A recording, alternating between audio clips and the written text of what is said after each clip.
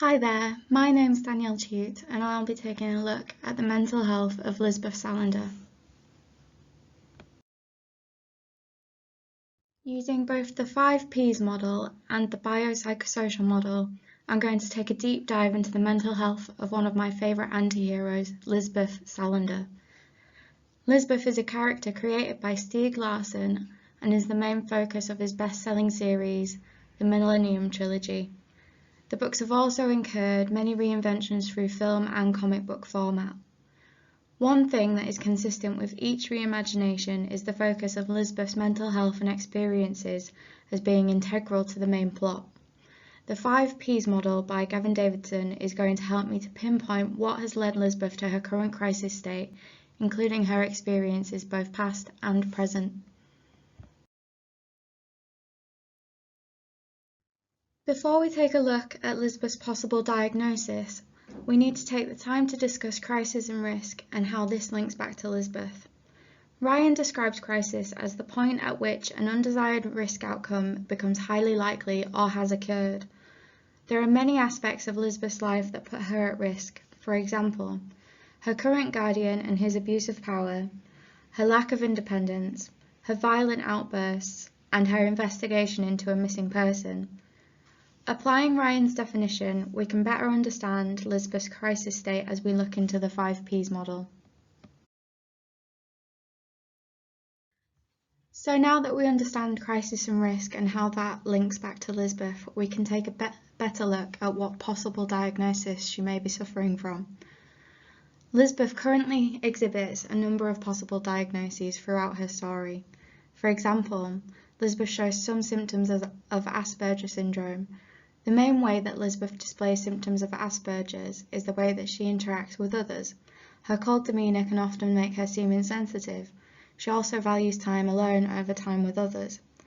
And then another aspect that could link back to Asperger's syndrome is her keen interest and ability when it comes to technology. Another diagnosis that Lisbeth could be linked to is antisocial personality disorder. When we look at the NHS's definition of antisocial personality disorder, they state that you should have symptoms like not showing concern when others are in distress, behaving in an irresponsible manner like her violent outbursts and substance abuse, having little control over your emotions, breaking the law, and having difficulty making and maintaining relationships. And then finally, we have post-traumatic stress disorder. Lisbeth has experienced many forms of abuse and trauma throughout her life, meaning that she fits the criteria diagnosis based on the National Institute for Health and Care Excellence guidelines, as they argue that post-traumatic stress disorder develops after a stressful event or situation. We can also see that she shows numerous symptoms of post-traumatic stress disorder, like hypervigilance, feeling or being isolated from others, reckless or self-destructive behaviour, like committing crime, substance abuse, unsafe sex, and violent outbursts. She's also irritable and has poor relationships and attachments to others. There are many factors that have impacted Lisbeth's mental health. Here are some immediate thoughts, emotions, and behaviours that indicate her current struggles. Using the National Institute for Health and Care Excellence guidelines, I believe that Lisbeth could be suffering from undiagnosed PTSD. She shows symptoms like hypervigilance, dissociation, reckless self-destructive behaviour, trouble sleeping and intrusive memories from both her adverse childhood experiences and recent experiences of trauma. However, after reading work from Phyla, I am reluctant to pin Lisbeth down to one possible diagnosis, as she does show symptoms of many different disorders. It's clear that she uses some unhealthy coping mechanisms to either self-medicate or to relieve her feelings. She is prone to reacting violently when confronted with possible traumas, triggered by the fight response in Cannon's fight or flight response, also known as the acute trauma response. She shows this in her actions of revenge toward her guardian. This also links to her exaggerated emotional response. Her violent outbursts put herself and others at risk of harm. A huge part of her issues likely stem from her current job, where she's aiding the investigation of a missing girl. The case involves child abuse that's not unlike her own experiences. This could be triggering her nightmares and the intrusive thoughts that she's experiencing. Van der Kolk reflects on intrusive and traumatic memories, stating that early researchers referred to traumatic memories as pathogenic secrets or mental parasites, because as much as sufferers wanted to forget whatever had happened, their memories kept forcing themselves into consciousness, trapping them in an ever-renewing presence of existential horror. Because Lisbeth has no control over her finances, this is also likely causing her a great deal of stress. It's also clear that Lisbeth is using the money that she has on technology and not of anything of nutritional value.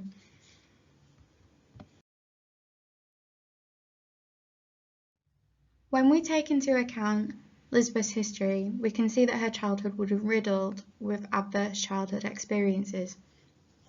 Lisbeth and her twin sister were conceived following the rape of their mother, and this seriously impacted their mother's ability to care for them. Throughout her childhood, she also witnessed the domestic abuse that her mother suffered and was abused in turn by her father. When her mother sadly passed away, and following an attempt on her father's life, Lisbeth was placed in care and became a ward of the state. So whilst her brain was still developing, she endured abuse, grief, household dysfunction and neglect. Although the trauma model is arguably too deterministic, the odds really have been stacked against Lisbeth from the start. Lisbeth has had limited independence throughout her life, which will also have stunted her development. Becoming a ward of the state at a young age means that she has no control over her finances, no control over the support team that she needs, and she can't even control the environment in which she resides. We also need to highlight the fact that Lisbeth was taken from one toxic environment and forced into another. The children's psychiatric ward should have been a safe and encouraging environment for Lisbeth, and yet she suffered more abuse at the hands of her doctor. We are also made aware by Lisbeth's new guardian that she has been arrested multiple times due to alcohol and drug use, and also for assaulting someone. As she grew up, she was given a new guardian with which she built a trusting relationship against all odds, and was also given independence for the first time in her life. So another traumatic experience for her was discovering that he had suffered a stroke and was no longer able to care for her.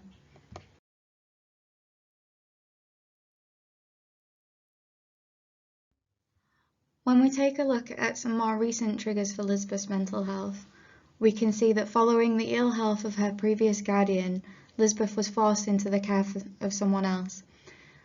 Before she was able to build any sort of attachment or trust for this person, he became a recent source of her trauma.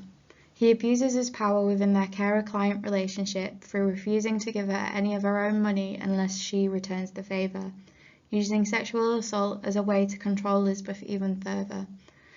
This person who abuses her has full control of her finances and freedoms. It just takes one word from him and she would be sent back to a psychiatric ward. It's clear that the mental health team that should be working to protect Lisbeth from both risk and crisis is failing her. The main risk to her safety is the treatment that she's receiving from her so-called guardian. Following the trauma that she has received, Lisbeth should be part of a programme aimed at managing her care and mental health, with the aim to protect her from further danger. Instead, she is being cared for, and I use that term loosely, by someone with no moral values when it comes to her care. As Lisbeth has shown risk-taking behaviour towards herself and others, and following the release from her care, she should have undergone a risk assessment. Edwards states that any person that behaves in a way that puts others or themselves in harm's way must take part in a risk assessment before leaving care, with the sole purpose of creating a risk management plan.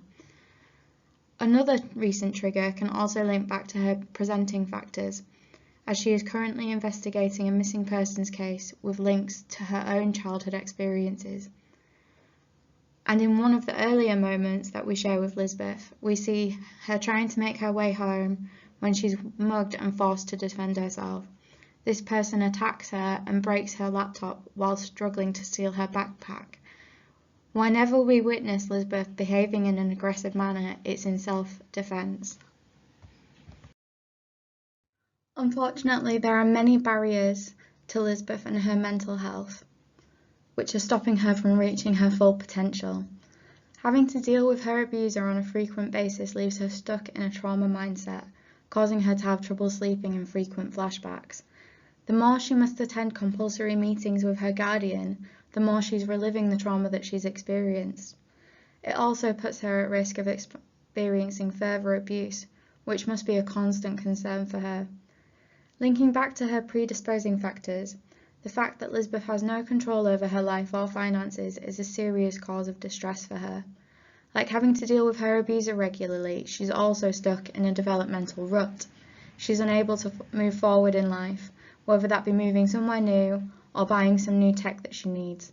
This is all managed by someone else. She has no independence. The constant worry of how she's going to get access to her money would cause mental distress on its own, without all the other things that she's fighting against. Lisbeth's only attachment is to Holger, her old guardian.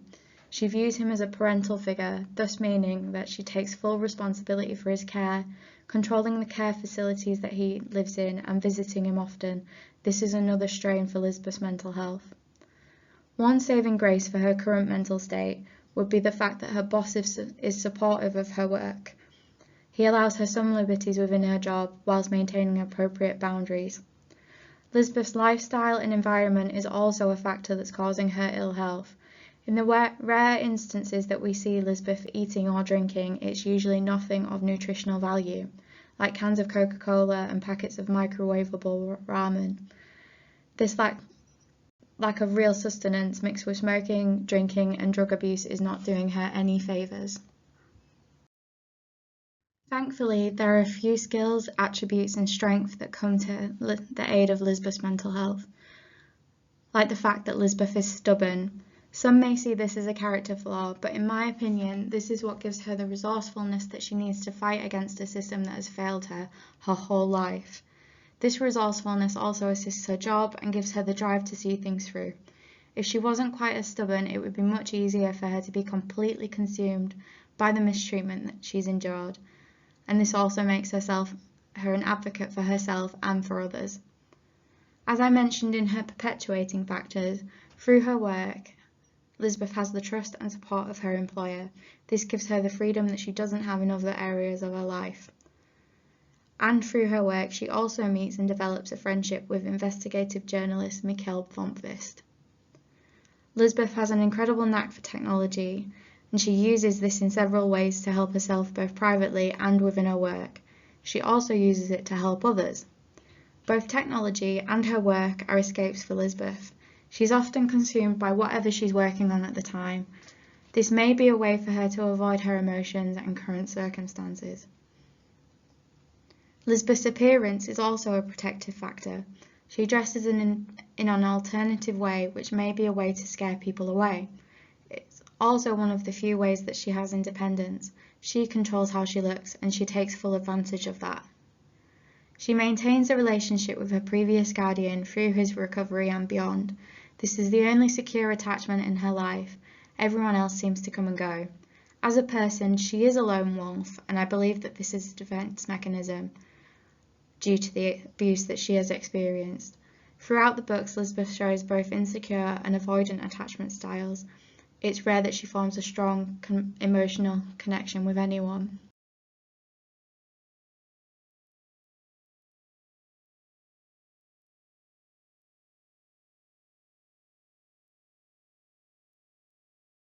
So using both the 5 Ps model and the biopsychosocial model, it's become clear that Lisbeth does fall under the diagnosis of post-traumatic stress disorder.